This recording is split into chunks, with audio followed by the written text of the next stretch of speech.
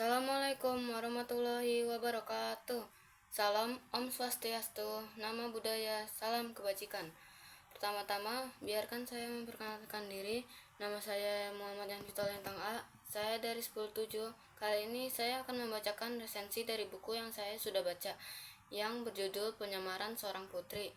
Dituliskan oleh Indriani yang diterbitkan oleh Perpusnas Press, berjumlah 75 halaman.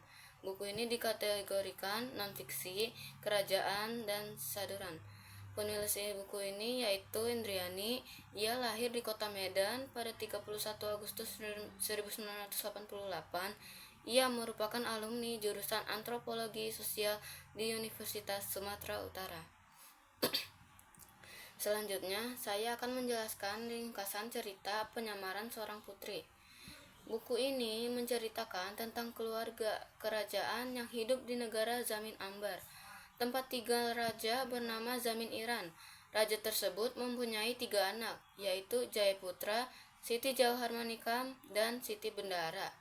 Suatu hari, Jayaputra ingin meminta izin ke raja untuk pergi berlayar bersama keempat sahabatnya. Setelah berlayar, ia sampai di negeri Zamin Turan. Ia di sana dipertemukan oleh rajanya bernama Sultan Yahya.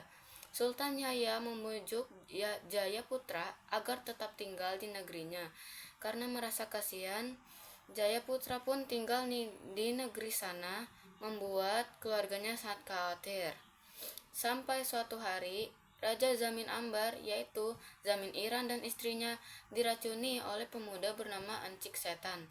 Encik Setan berbalas dendam karena cintanya selalu ditolak oleh Siti Jauharmanikam, dan sisa Jauharmanikam dan Siti Bendara di kerajaan Zamin Ambar. Dan akhirnya Siti Jauharmanikam ingin menyusuli kakaknya Jayaputra. Ia ingin bertemunya dengan kakaknya karena sangat kangen. Tetapi ia melakukannya dengan cara menyamar sebagai laki-laki yang bernama Juragan Budiman. Setelah berlayar sampai 40 hari, ia sampai di kerajaan Zamin Turan. Siti Jauharmanikam melihat kapal yang dinaiki oleh kakaknya Jayaputra. Ia sangat lega. Ia ingin bertemu sekali dengan kakaknya.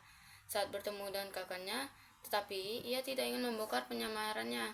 Lalu Jayaputra, kakaknya, mengajak Siti Jauharmanikam untuk menemui Raja Negeri Zamin Turan, yaitu Yahya Sultan.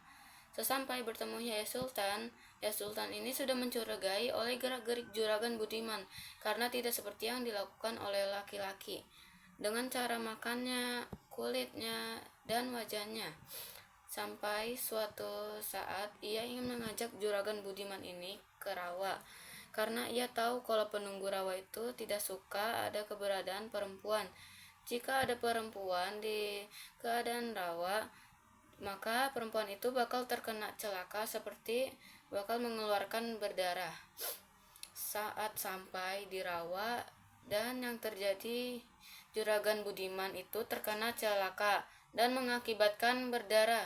Sultan Yahya pun mencurigainya lebih dan bahkan ingin mengajak ke kota Batu, di mana kota itu tidak boleh adanya perempuan.